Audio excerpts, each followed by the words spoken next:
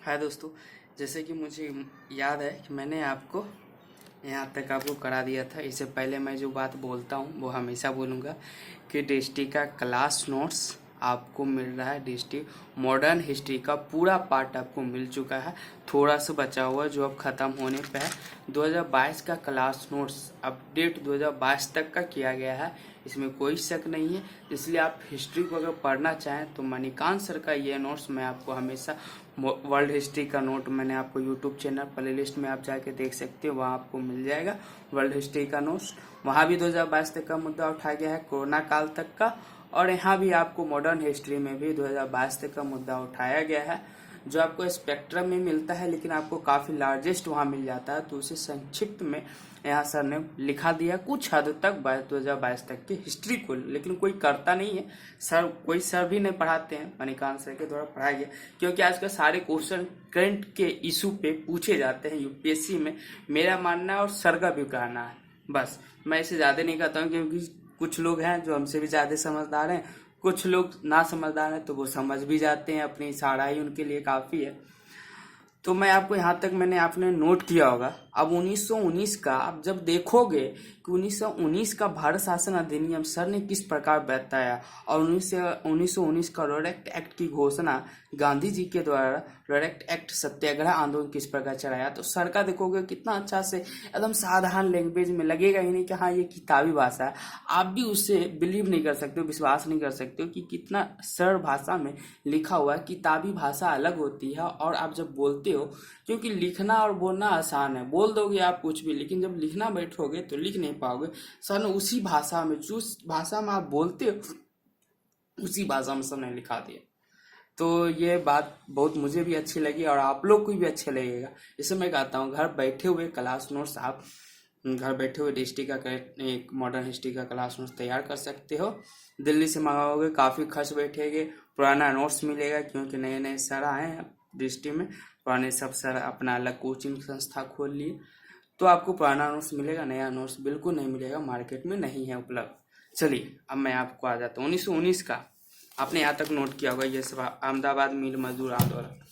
चलिए 1919 के वर्ष में जब प्रथम विश्व युद्ध की समाप्ति हुई, ब्रिटिश के दो विरोधाभासी निर्णय देखने को मिलते हैं। पहला, 1919 का भारत शासन अधिनियम जो ब्रिटिश की पूर्व घोषणा के अनुकूल स्वशासन की दिशा में एक कदम था।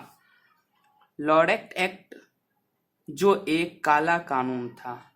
ठीक दोस्तों, इसे बोलने में थोड़ा होता नहीं है, प्रोलेक्ट एक्ट बोलते हो ना, जो भी हो आप समझ जाना। 1919 का भारत शासन अधिनियम 1909 ईस्वी का पृथक संप्रदायवाद भी कहा जाता है, जैसे मार्ले मिंटो सुधार अधिनियम भी कहा जाता है। 1909 को एक संप्रदायवाद का मुद्दा था, इसलिए उसे एक वो भी कहा जाता है, सांप्रदायिक मुद्दा भी। चलिए, जैसा कि 20 अगस्त 1917 को घोषणा आई थी कि भारत में ब्रिटिश शासन का स्वशासी संस्थाओं का विकास करना था, सेल्फ गवर्निंग इंस्टीट्यूशन, परंतु व्यवहार में यह भारतीय राष्ट्रहितवादी में नहीं अपितु ब्रिटिश साम्राज्यवादी हित में लाया गया था। निम्नलिखित प्रावधानों के आधार से इसे हम सिद्ध कर सकते हैं।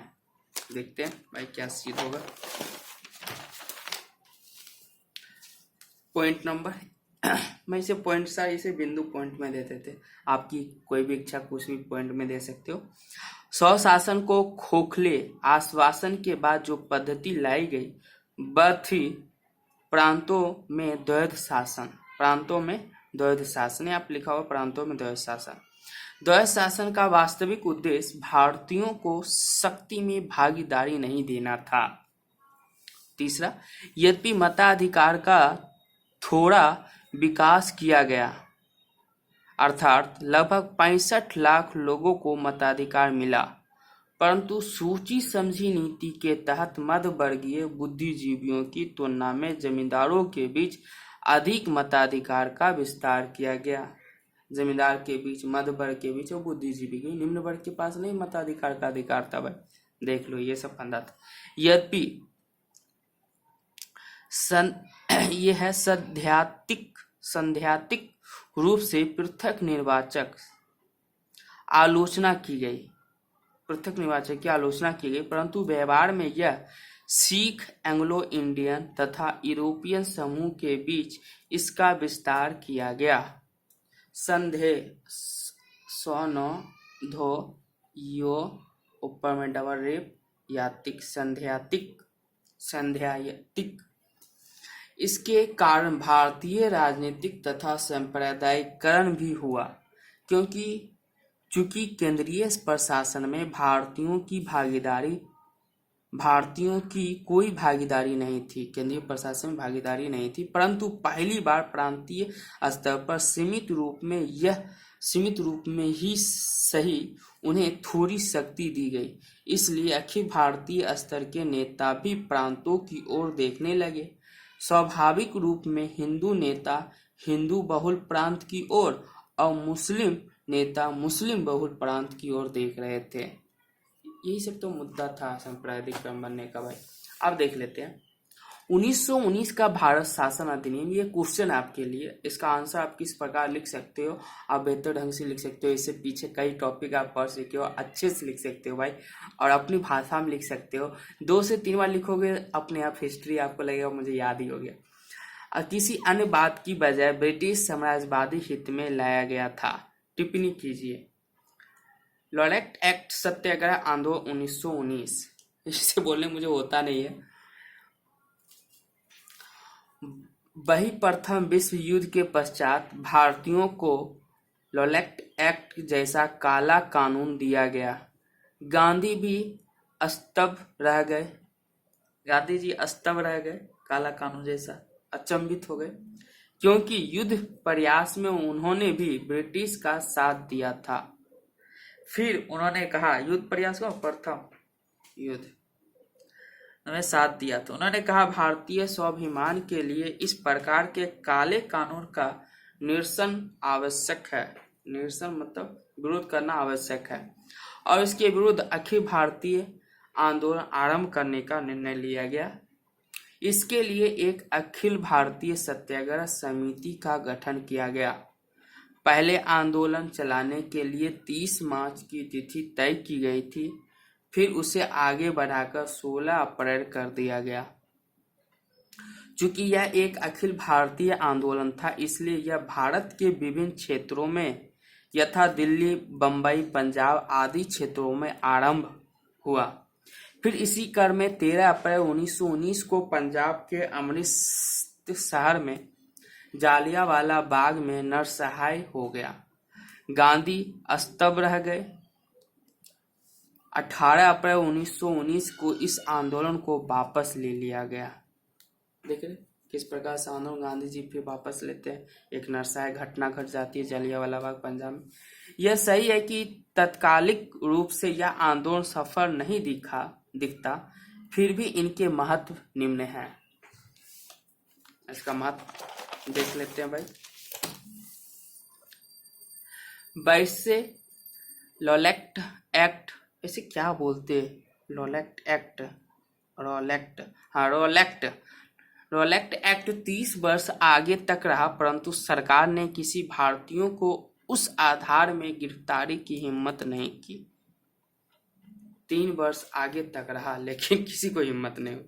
ब्रिटिश ने नरसंहार कर गांधी से वर्चस्व की लड़ाई हार गया, क्योंकि भारत के अंदर और अंतर्राष्ट्रीय स्तर पर उनकी छवि खराब हुई। जालियांवाला बाग से गांधी जी से हार गए उन ब्रिटिश अधिकारी, आला अधिकारी जो भी थे। गांधी जी इससे जो अनुभव मिला उनका उपयोग वे आंदोलन आगे के रूप में कर सके। कुछ तो सीख मिलती है ना चोट लगने के बाद। अब आ जाते हैं असहयोग आंदोलन 1920-22। गांधी जी और सहयोग से सहयोगी क्यों हो गए? गांधी जी जहां प्रथम विश्व युद्ध के बाद ब्रिटिश से एक बड़ी संवैधानिक रियायत उम्मीद लगाकर बैठे थे, वहीं उन्हें उपहार में मिला रोलेट एक्ट जैसा काला कानून। फिर जालियांवाला बाग का नरसंहार ने ब्रिटिश राज के प्रति उनकी निष्ठा पर चकनाचूर कर दिया। 3 नंबर, उनकी थोड़ी बहुत उम्मीद हंटर कमीशन से थी जो इस घटना की जांच कर रही थी, किंतु हंटर कमीशन ने भी इस पूरी घटना को लिपाथोपी कर दी। हंटर कमीशन, गांधी भाई चोट तो लगेगा ही। पॉइंट बचा। फिर गांधी ने खिलाफत के मुद्दे को भारतीय मुसलमानों के प्रति ब्रिटिश राज की निष्ठुरता, कठोरता जिसको कहते हैं, निष्ठुरता मतलब ठुकराव के रूप में देखा, साथ ही इसका उपयोग हिंदू मुस्लिम एकता के रूप में करना चाहा। अब खिलाफत में हिंदू मुस्लिम एकता की दिखिएगा भाई, कब कब हिंदू मुस्लिम एकता की भावना आती है। चलिए, उन परिस्थितियों की व्याख्या कीजिए जिनके परिणाम स्वरूप और सहयोग एवं खिलाफत आंदोलन के बीच सहसंबंध स्थापित हो सका। देखिए, जब मुस्लिम लीग के युवा नेताओं की मांग ना तो वायसराय और ना ही लंदन की सरकार ने गंभीरता से लिया, अब वे अपने को आंदोलन के लिए तैयार करने लगे। गांधी जी ने भी उन्हें समर्थन दिया। मुस्लिम के नेता, ना वायसराय चाहिए ना लंदन की सरकार चाहिए, उससे नहीं चाहिए, उन्हें समर्थन किया। ये दिन हिंदू मुस्लिम एकता के स्वर्ण दिन सिद्ध हुए। 1919 में मुस्लिम लीग ने अमृतसर बैठक में भारतीय मुसलमानों से अपील की। मुस्लिम लीग ने अमृतसर बैठक में भारतीय मुसलमानों से अपील की कि वे बकरीद के अवसर पर गोकुशी ना करें। बकरीद के अवसर पर गोकुशी मतलब गो की हत्या ना करें। 1929 जून में 1920 है, सॉरी यार,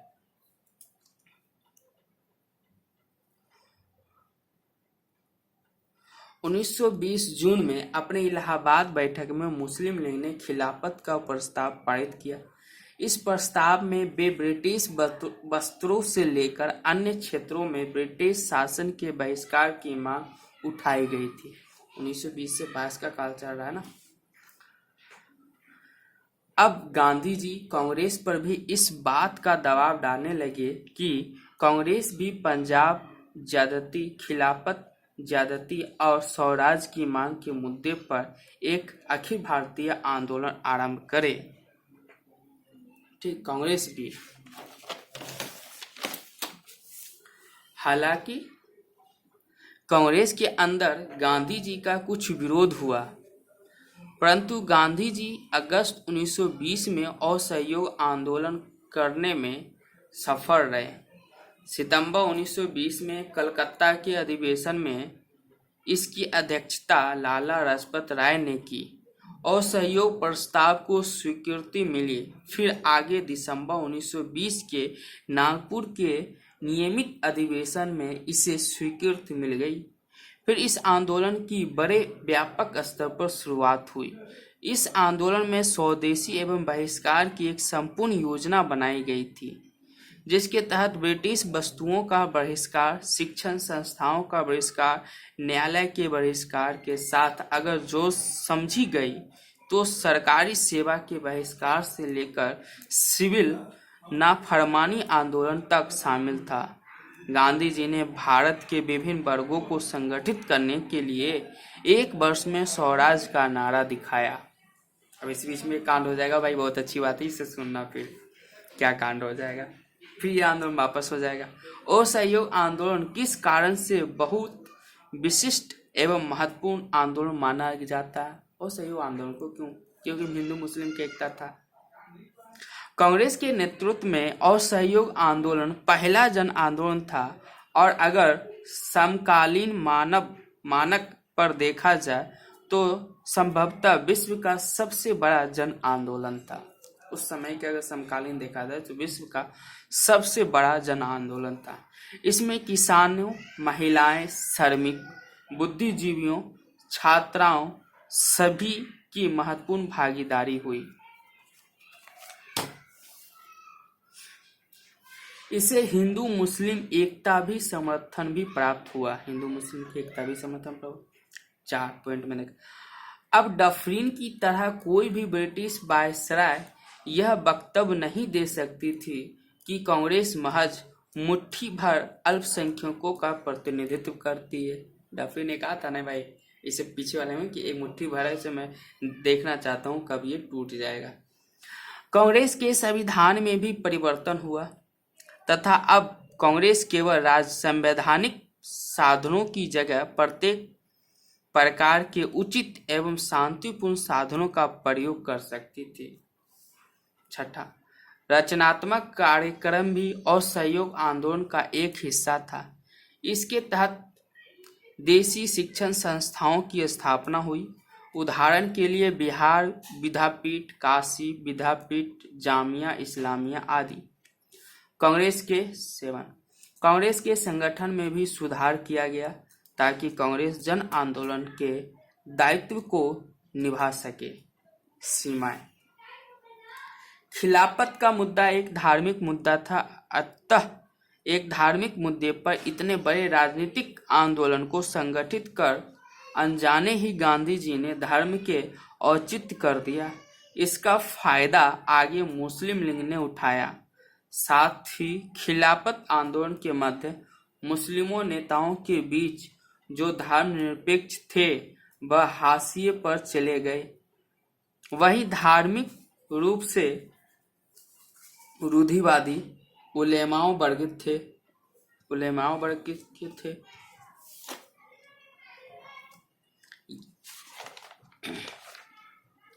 उलेमाओं वर्ग रूढ़िवादी उलेमाओं वर्ग ये था।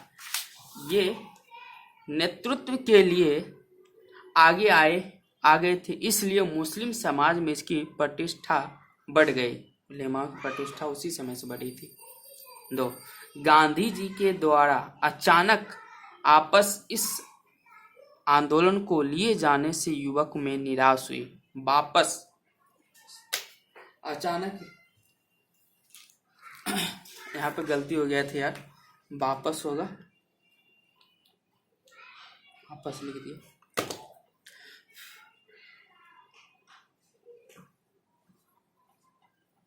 वापस इस आंदोलन को लिए जाने में युवाओं में निराश हुई।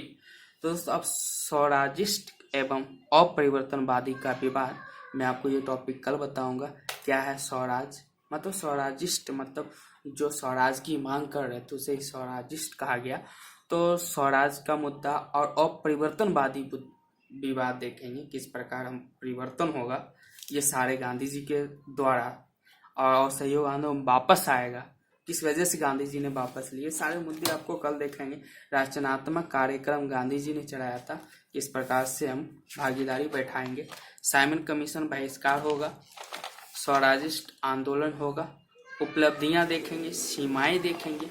इस आधार पे हम आपको कराएंगे कि सारे आपको नेहरू जी की रिपोर्ट देखेंगे, लाहौर अधिवेशन देखेंगे, इसके प्रावधान देखेंगे। तो दोस्तों मैं यही कहूँगा, मैं अब यहीं पर रोकता हूँ आपका वीडियो यहीं पे रोकता हूँ। ये आपको कल कराऊंगा अगले नेक्स्ट वीडियो में।